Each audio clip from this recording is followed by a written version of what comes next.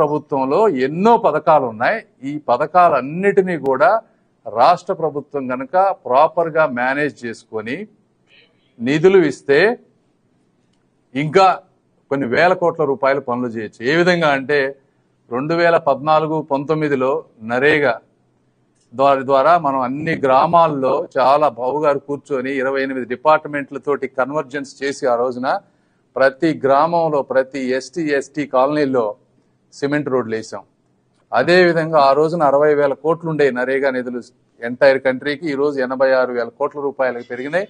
ఉపాధి హామీ ద్వారా కూడా ప్రతి వ్యక్తికి 20-30 రూపాయలు డైలీ వేజెస్ పెరుగుతున్నాయి. దాన్ని మనం వాడుకొని ప్రతి గ్రామాల్లో డ్రైనేజీలు కానీ, లేకపోతే ఇంకక్కడ మిగిలిపోయిన సిమెంట్ రోడ్లు కానీ, లేకపోతే కమ్యూనిటీ హాల్స్ కానీ ఎన్నో చేసుకునే అవకాశం ఉంటుంది. అదే కాకుండా ఇప్పుడు ఆయుష్మాన్ భారత్ అని ఉంది.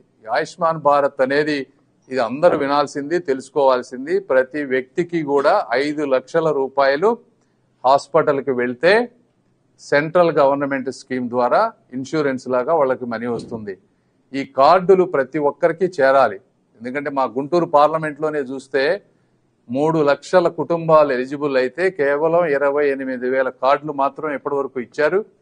మేము ప్రతి ఒక్కరికి ఈ జిల్లానే కాదు అన్ని జిల్లాల్లో ప్రజలను కోరుకునేది ఏంటంటే మీరు ఆయుష్మాన్ భారత్ లో రిజిస్టర్ అయ్యి ఆ కార్డ్స్ తీసుకొని 5 లక్షల రూపాయల వరకు మీరు ఆరోగ్యశ్రీ లాగా వాడుకోవచ్చు. దానివల్ల హాస్పిటల్స్ బాగుంటాయి, ఇండస్ట్రీస్ బాగుంటాయి, మీ ఆరోగ్యం కూడా బాగుంటుంది. ఎందుకంటే అక్కడక్కడ ఆరోగ్యశ్రీకి ఈరోజు డబ్బులు లేనటువంటి పరిస్థితి, హాస్పిటల్స్ కి బిల్లులు రావడం లేదు, పేషెంట్లకు వెళ్తే కనుక వాళ్ళకి ట్రీట్మెంట్స్ కూడా జరగనటువంటి పరిస్థితి.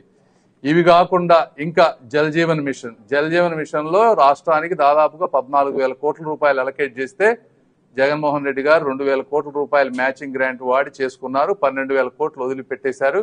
ప్రతి ఇంటికి కూడా కుళాయి వచ్చేటువంటి పరిస్థితి. ఇవి కూడా రాష్ట్ర ప్రభుత్వం కనుక మనం చేసుకోగలిగితే, ఇలా అమృత్ పథకం, ఇలా చాలా పథకాలు ఉన్నాయి.